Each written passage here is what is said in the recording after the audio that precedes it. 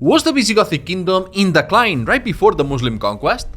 I'm David Cott, host of New History of Spain, and this is episode 20, titled The Twilight of the Visigoths. In this episode I will cover the reigns of the last Visigothic kings leading up to Roderic, from Wamba to Witiza, and we will explore whether the fall of the Visigothic Kingdom was truly a foretold demise.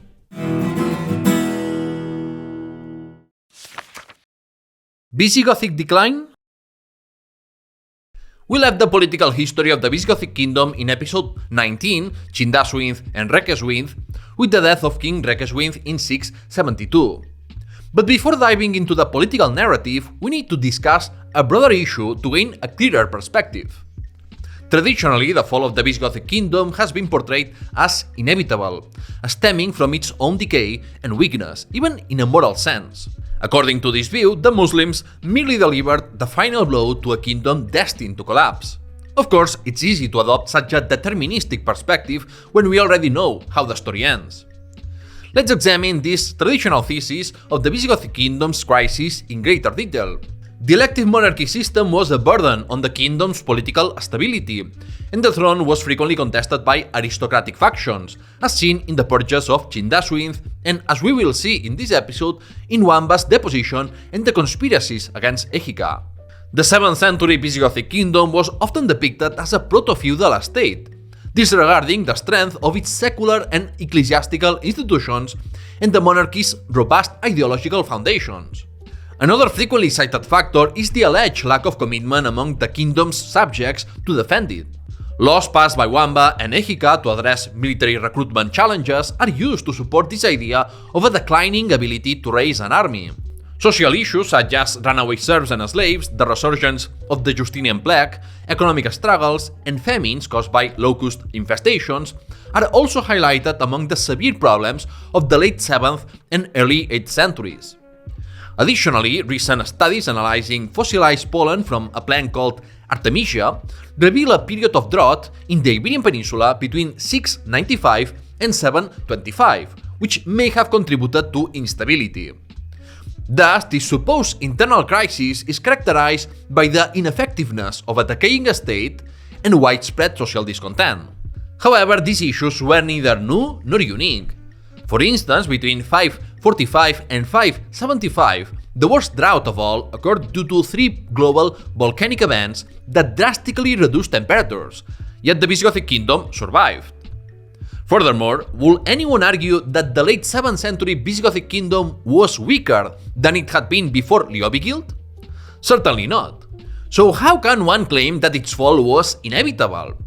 This is why recent historiography has revisited the traditional thesis.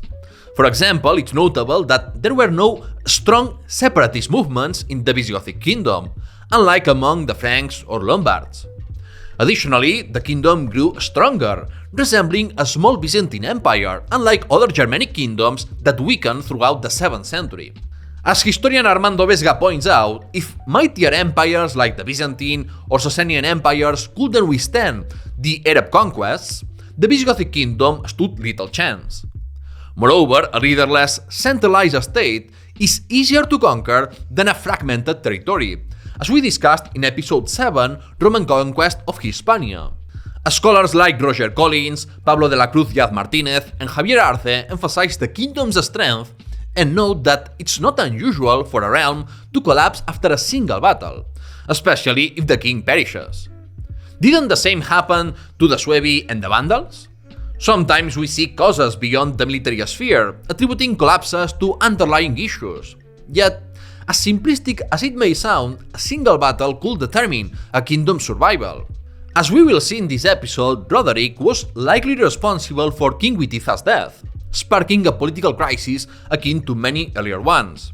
But this doesn't mean the fall of Visigothic Hispania was due to decadence or aggravated structural problems. Rather, it reflects the limitations typical of states of that era. While the events of 711 marked the beginning of the kingdom's end, its collapse could just as easily have occurred earlier. The Election of Wamba. Now that I have laid out what I believe is the correct framework for understanding the final decades of the Visigothic Kingdom, let's return to the narrative with the death of Rekeswinth and the Election of Wamba in 672. It appears King Requeswin died childless on September 1st in Gerticos, in the province of Valladolid, following a campaign in the Cantabrian Mountains. His loyal followers were left pondering a pressing question: who will be king now? The magnates were keenly aware that their own fortunes could shift dramatically depending on the new ruler. The kingdom's magnates chose Wamba, an older man who had served as Duke of Galicia and thus had both governance and military experience. In keeping with Roman tradition, Wamba theatrically refused the throne, citing his age as an excuse, though it's likely that he was younger than Chindasuinth when he usurped the throne. Nonetheless, the Visigothic magnates persisted. Wamba ultimately accepted, but on the condition that he be anointed king in Toledo in a highly sacred and ceremonial manner, to leave no doubts about his legitimacy. However, Wamba's reign will soon face its first major challenge: the Rebellion of Paulus. News reached the court in Toledo of an uprising in Gothic Gaul, led by the Count of Nimes, who had the support of some Gallic aristocrats and clerics. The bishop and chronicler Julian of Toledo was unsurprised by the rebellion, describing the province of Narbonensis as a hotbed of treachery and a brothel of Jews. The revolt didn't affect all of Septimania, so the situation wasn't critical. Wamba entrusted the task of suppressing the revolt to the army's duke, Paulus, while he himself prepared a raid against the Vascons in the spring and summer to reinforce his leadership and reward his loyalists with plunder. Paulus set out with part of the Visigothic army, seemingly to combat the rebels, but his ambition got the better of him. Instead of suppressing the revolt, he joined it. With the support of the Duke of Tarraconensis and the forces under his command, Paulus proclaimed himself king and sent a defiant letter to Wamba. The authenticity of this letter has been questioned, but if credible, it is very revealing. Paulus styled himself King of the East, recognizing that his support was limited to Tarraconensis and Narbonensis, as well as the Frankish and Vasconic mercenaries he had hired. He aimed to establish a dual monarchy with two Gothic kings ruling separate territories, as had occurred with Kings Liuba and Leovigild. Paulus's self-proclamation revealed his weakness, as it implicitly acknowledged his inability to seize the throne in Toledo. Wamba responded swiftly to the challenge. He was already in the La Rioja region, preparing to campaign against the Vascons. Upon hearing the grave news from Narbonensis, the king deliberated with his loyalists on the strategy, whether to complete the campaign in Vasconia first, or retreat to Toledo to recruit more troops. When his troops hesitated, Wamba reprimanded them and delivered a fiery speech to rally their spirits against both the Vascons and the traitors. The speech succeeded. Not only did Wamba's troops proceed to Septimania, but within a week they had defeated the Vascons, who may have been allied with Paulus. The Vasconic chiefs surrendered, agreed to pay tribute and provided hostages to the Goths, a pattern of submission that would later be mirrored in the northern Iberian Peninsula under Andalusi armies. From Calahorra, Wamba's forces advanced to Huesca, where he divided the army into 3 columns, each consisting of a turma, an army of approximately 3,000 to 4,000 men. One column moved through Lleida and Puigcerdà, crossing the Pyrenees. The second advanced through central Catalonia, passing Vic, while the third followed the Via Augusta through Barcelona and Girona, securing their surrender. This phase of the campaign was a military march with little resistance. The 3 columns reunited in the Pyrenees, where they rested for 2 days before resuming operations. Julian of Toledo portrays Wamba as the ideal Christian monarch, emphasizing his victories and sense of justice. For instance, he imposed severe punishments on his soldiers who committed acts such as rape during the campaign. The bishop's account contrasts the virtue of the Hispanians and Goths with the perfidy of the Gauls and Franks, despite the evident presence of Hispanians and Goths among Paulus's ranks. This is interesting because it highlights the distinct regional identity of Septimania. After capturing several Pyrenean fortresses, Wamba's army moved toward Narbonne, preparing a combined land and naval assault with the support of the Visigothic fleet. Realizing the scale of the threat, Paulus fled to Nîmes, leaving Narbonne to fend for itself. The rebels avoided open battle, but Narbonne's walls couldn't withstand Wamba's assault, and the city fell. On his way to the frontier city of Nimes, Wamba captured Béziers, Agde, and Magalon. Paulus and his troops defended Nimes from its walls, hoping for a miracle. However, Wamba's forces continued to grow, amassing a formidable army for the siege. According to Julian of Toledo, Paulus tried to reassure his men, claiming the Gothic army wasn't what it once was. Yet, the morale of the rebels inevitably declined, as the reality of Wamba's strength became evident. Eventually, Wamba's troops breached the walls of Nimes. Paulus and his followers sought a last refuge in the city's amphitheater, a fortified structure that had been repurposed to house residences, as was common for many amphitheaters of the time, as they had lost their original function. Desertions and slaughter left the rebel forces in disarray. The remaining rebels negotiated their surrender through the Bishop of Narbonne, pleading for clemency. Wamba promised to end the bloodshed, but refused to pardon the rebel leaders without consequences.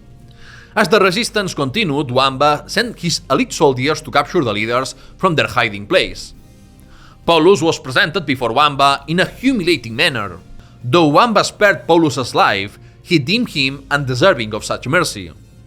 The rebel leaders were tried and convicted 3 days later. Their properties were confiscated, and they were either blinded or scalped as punishment. After overseeing the reconstruction of Nimes and burying the dead, Wamba returned to Toledo, where he celebrated a triumph, parading the humiliated rebel leaders as trophies of his victory. The Reign of Wamba. Shortly after his triumphant return to Toledo, King Wamba enacted a military law on recruitment and the defense of the kingdom, a law that has sparked much debate among historians. I discussed this law in the previous episode when addressing the Visigothic army. The military law required lay and ecclesiastical lords within approximately 150 kilometers or 93 miles of a foreign attack or internal rebellion to contribute their serfs and slaves, properly armed, while able-bodied free men were also obligated to participate. Severe penalties were imposed on those who dared to evade its enforcement. Some historians have interpreted this law as evidence of the Visigothic Kingdom's weakness, citing its dependence on levies from magnates and the lack of commitment among its subjects to defend the realm against external aggressions or uprisings. Thus, this law was seen as a symptom of Visigothic decline and a factor contributing to the rapid Muslim conquest. However, Wamba's military law, and its later revision by Erwig, can also be viewed as preventive legislation regulating recruitment and desertion. Rather than demonstrating weakness, these laws reflect the state's strength in establishing and enforcing clear rules. Wamba also took measures to limit the power of the lay aristocracy and clergy. For instance, he allowed freedmen and royal slaves to rise to high-ranking positions, thereby placing trusted new men in government roles. He curbed the church's excessive accumulation of lands and dependent men, enacting measures against the unlawful appropriation of lands and prohibiting the marriage of free men to church freedmen to ensure their descendants will not become serfs or slaves. For these reasons, Wamba has been characterized as a moderate, just, and resolute king, no puppet of a noble faction or the bishops. However, these actions earned him enemies among the elites. In October 680, Wamba suddenly fell gravely ill. Asturian chronicles suggest plausibly that Wamba was drugged with a toxin derived from esparto which left the elderly king debilitated with weak muscles and amnesia, as if near death. Among the conspirators were his successor Erwig and surprisingly Bishop Julian of Toledo, despite Julian's praise for Wamba in his account of the Rebellion of Paulus. Taking advantage of Wamba's incapacitation, the conspirators tonsured him and dressed him in religious garb, which rendered him ineligible to reign. They also managed to obtain Wamba's signature while he was barely conscious on a document proposing Erwig as his heir. On October 21st, Julian of Toledo anointed Erwig. A few days later, Wamba recovered but had to accept with resignation that he could no longer be king. He spent his remaining 7 years in a monastery. The Reign of Erwig. Given the doubts surrounding Erwig's legitimacy and his accession to the throne without an elective process, the new king hastened to convene the 12th Council of Toledo in January 681. At the council, Erwig denied any conspiracy or poisoning and presented the document signed by Wamba endorsing him as successor to quell opposition and calm the supporters of Wamba. To consolidate support, Erwig repealed certain measures affecting the church, granted amnesty, and restored properties to those involved in Paulus's rebellion, as well as to some of those persecuted under Chindasuinth. He also rescinded the policy allowing royal serfs to hold high offices and abolished the use of torture to extract confessions from magnates. Erwig enacted a new military law specifying that lay and ecclesiastical lords were required to contribute at least 1/10 of their serfs when called to military campaigns. Unlike Wamba's law, which mandated participation from all subjects, Erwig's law was more practical and less ambiguous. In subsequent years, the 13th and 14th Councils of Toledo were convened, dealing with ecclesiastical matters. These councils also revealed Erwig's fear of reprisals against himself or his family if he lost the throne. As Chintila had done before, Erwig included a provision protecting the property of the royal family after the king's death. Erwig modified and promulgated numerous laws, which is why he ended up publishing a new edition of the Liber Judiciorum. However, the most notable events of his reign were the poor harvests and famines, partly caused by a global cooling trend. In response, Erwig was forced to forgive taxes owed to the crown by his subjects. After 7 years on the throne in 687, Erwig lay on his deathbed. Instead of naming one of his sons as his successor, he chose his son-in-law, Egica, who was also Wamba's nephew, perhaps as a way to prevent further factional strife between the supporters of Wamba and Erwig. The extreme anti-Judaism of Erwig and Egica. Since the early days of Christianity, millenarian ideas and apocalyptic predictions about the Day of Judgment were very popular. This was especially true in the 7th century, beginning with Sisebu's reign. First due to the Sasanian capture of Jerusalem and later the rapid advance of Arab Muslim forces, not to mention natural disasters such as droughts of the period, which led to famines and epidemics that were seen as ominous signs. It was in this climate of eschatological predictions, combined with Jewish messianic prophecies, that the Visigothic state promulgated harsh laws against homosexuality, as I discussed in another video, and even harsher laws against Jews. These laws had a pronounced religious character, rooted in late antique ideas of what constituted a good Christian monarch. As a Christian prince, the king had a duty to save the souls of his subjects and cleanse them of sin in anticipation of the final judgment. However, as we will see in Egica's case, economic interests also played a crucial role. While the persecution of Jews and crypto-Jews in Visigothic Hispania began under Sisebut, physical and rhetorical violence against them reached its peak under Erwig and Egica. Erwig called for the, quote, eradication of the Jewish plague, while his successor Egica advocated for the enslavement of all Jews. Julian of Toledo, himself from a family of Jewish converts, justified these policies in his theological treatises, likening Jews to gangrene and asserting that a good Christian monarch must eliminate them before the disease could spread.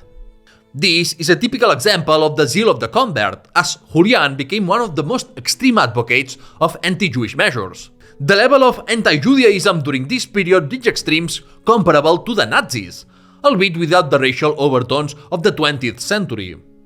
This is why it doesn't make sense to speak about anti-Semitism in late antiquity or the Middle Ages. The proper term is anti-Judaism. Erwig's numerous anti-Jewish laws required Jews to convert to Christianity within 1 year, free or sell their Christian slaves, and publicly swear their conversion before a bishop. Converts were subjected to constant surveillance by local officials, judges, and bishops. One of Erwig's laws even imposed grotesque penalties.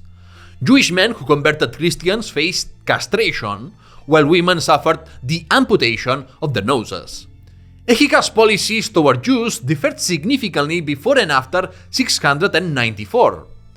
Early in his reign, he acknowledged the existence of Jews, crypto-Jews, and sincere Jewish converts to Christianity, such as Julian of Toledo's family. Egica sought to equalize true converts with old Christians under the law, allowing them to trade, hold public office, and avoid paying a special tax for being Jewish. By creating economic and social incentives for conversion, Egica initially adopted a less repressive approach. However, just 1 year later, Egica's stance shifted dramatically. At the 17th Council of Toledo in 694, he accused the Jews of the kingdom of conspiring with overseas Jewish communities against him and the Catholic Church, drawing parallels to alleged Jewish collaboration with Muslim conquerors in the Byzantine Empire. Following his speech, Jews were not judged individually, but collectively. The council approved measures to enslave all Jews, make them property of the royal treasury, disperse their families through Iberia, and confiscate their assets. Jewish children were to be separated from their parents at the age of 7 and raised among true Christians. These children will never inherit their parents' property. Whether or not the conspiracy was real, the council's provisions clearly revealed that the supposed plot was an excuse to enslave a significant portion of the population and seize their lands.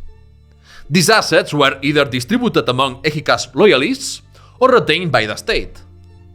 Unlike earlier persecutions, economic motives were central to Egica's actions, which occurred during a period of political instability among the aristocracy and clergy, as well as a time when the plague ravaged the kingdom. Egica essentially needed resources to sustain the monarchy and reward his supporters, and what better source for that than a discriminated minority? Interestingly, Septimania was excluded from this law. Recall that this region was described by the Bishop of Toledo as a brothel of blasphemous Jews. Egica justified the exception by citing the population losses in Narbonensis due to the plague and wars with the Franks. Historians have proposed alternative explanations for this exemption. Some suggest that the large Jewish community in Narbonensis made the crackdown too risky for social stability and Gothic control. Others, such as historian Celine Martin, propose that Egica avoided strengthening the treasury of the Duchy of Narbonensis with additional lands and manpower from Jews to prevent fueling a separatist movement. The turbulent reign of Egica. The succession of Erwig was smooth, as it brought to the throne a consensus candidate connected to both Erwig's and Wamba's families and network of supporters. However, Egica soon shattered that consensus. At the 15th Council of Toledo in 688, Egica sought to absolve himself of an oath he had made to Erwig on his deathbed. The former king had asked him to act in the general interest and to protect his family. Egica argued before the council that these two promises were contradictory, and the council partially agreed, allowing him to renounce his commitment to the late king. As a result, Egica confiscated properties from Erwig's family, repudiated his wife, and forced both her and Erwig's widow to take religious vows and enter a monastery. This struggle against Erwig's clan came at a political cost. In 692, a coup d'etat occurred, involving none other than the Bishop of Toledo, Sisbert, along with other prominent members of the court and clergy tied to the Erwigian faction. Sisbert anointed a usurper as king while Egica was away from the capital, and the rebels controlled Toledo for several months before Egica's supporters retook the royal seat. Egica's fury and distrust knew no bounds after this, and he would no longer tolerate anyone even mildly suspected of conspiring against him. At the 16th Council of Toledo, Egica lamented how, quote, "traitors cunningly and enemies resolutely strive nefariously to deceive me, and I feel like their victim every day," end quote. The council excommunicated Bishop Sisbert, confiscated his assets, and granted Egica a free hand to pass any measures he desired without opposition, including a decree stating that rebels and conspirators will henceforth be sold as slaves. This allowed Egica to push the court and bishopric of the Erwigian faction, install loyal allies in positions of power, and associate his young son Egica with the throne in 694. However, as with Chindasuinth, this decision generated resentment among parts of the aristocracy and clergy. Toward the end of his reign, it may have triggered a rebellion in Egica led by the father of the future king, Roderic, who was blinded after his failure. Egica's reign became increasingly tumultuous, marked by persistent fears of conspiracies against him, as well as famine and plague that ravaged the Visigothic kingdom. This crisis induced Egica to implement harsh measures to bolster the royal treasury, including the severe persecution of Jews mentioned earlier. As explained in episode 16, how Leovigild built the Visigothic kingdom, natural disasters like droughts or locust infestations were recurring challenges in any pre-industrial economy. While these disasters appeared frequently during the kingdom's final years, they also occurred during positively remembered reigns like Leovigild's, which saw severe locust plagues and famines. It is important to keep this in mind to avoid uncritically adopting the narrative of Visigothic decline, as discussed at the beginning of this episode. One peculiar event during Egica's reign was a Byzantine fleet attacking the coasts around Valencia and Murcia in 697. Did the Byzantines intend to reconquer their lost province? Of course not. The Byzantine Empire was in deep crisis due to the Arab conquests. It is likely that the fleet had participated in the brief Byzantine reconquest of Carthage and was now seeking loot through piracy, or perhaps it was a fleet stationed in Ceuta or the Balearic Islands. Regardless, the Byzantines were defeated by Duke Theodemir, a prominent Gothic magnate who had previously participated in Sisbert's conspiracy in 692, but had since been politically rehabilitated. In fact, this same Theodemir would later negotiate a famous capitulation agreement to retain his lands and privileges during the Muslim conquest of the Iberian Peninsula. Witiza, a good or bad king?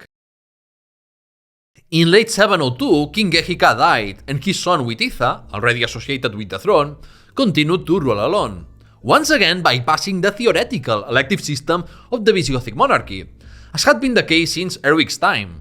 Witiza's figure has always been highly controversial. In the Spanish Christian tradition, he has been portrayed very negatively, beginning with the chronicles of Alfonso III of Asturias, which depict him as a wicked and adulterous infidel. This portrayal served to explain the Muslim conquest as divine punishment for Witiza's sins. However, Arabic sources describe Witiza as kind and moderate, highlighting his restitution of offices and properties to magnates persecuted by his father, Egica. The negative image of Witiza also stems from the alleged collaboration of his supporters after his death, including his brothers, with the Muslim conquerors. For this reason, the Asturian chronicles portray Witiza's allies as treacherous villains, while the Muslims deliberately propagated the idea of Witiza's faction collaborating with them to position themselves as the legitimate heirs of the Visigothic kingdom, as opposed to Roderic, the usurper. To objectively analyze Witiza's reign, we must consider how his image and that of his supporters were politically manipulated after his death. From what little we know about Witiza's solo reign from 702 to 709 or 710, one of his first actions was to reconcile with the Erwigian faction and with the secular elites persecuted by his father.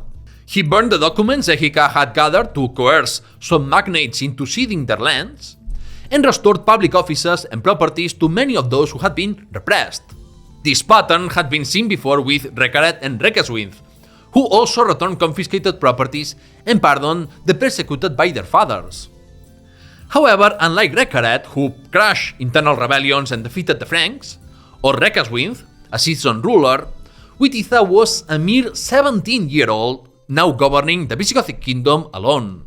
Moreover, Witiza's restitution seemed to have been far more extensive than those of his predecessors. Unlike Requeswinth, who resisted many aristocratic and clerical demands, Witiza significantly weakened the monarchy. This is evident even in the low gold content of coins minted during his reign. Witiza convened the last Council of Toledo, the 18th, but unfortunately its records and any laws he issued have not survived. The Mozarabic Chronicle of 754, the Latin source closest to the events and notably not favorable to the Arabs, states that Witiza's reign was better than Egica's because of Witiza's clemency toward those persecuted by his father. However, Spain experienced famines in 702 and between 707 and 709, which cannot reasonably be attributed to Witiza's governance. Whether or not Witiza's reign was beneficial to the general well-being of the Hispanogoths, his end was abrupt. Witiza died in late 709 or 710 at the age of 24. The cause of this death is unknown. whether from illness, leading to an interregnum during which his family unsuccessfully attempted to maintain control of the crown, or as a result of assassination during a coup orchestrated by Roderic, Duke of Egica. The Mozarabic chronicle confirms that Roderic seized power violently, much like other Visigothic kings such as Thanagild, Witiza, or Chindaswinth.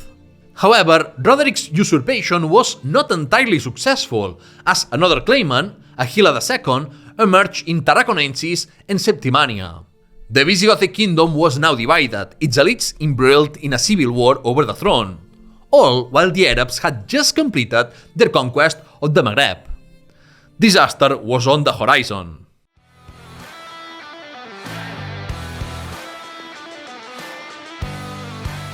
The verdict.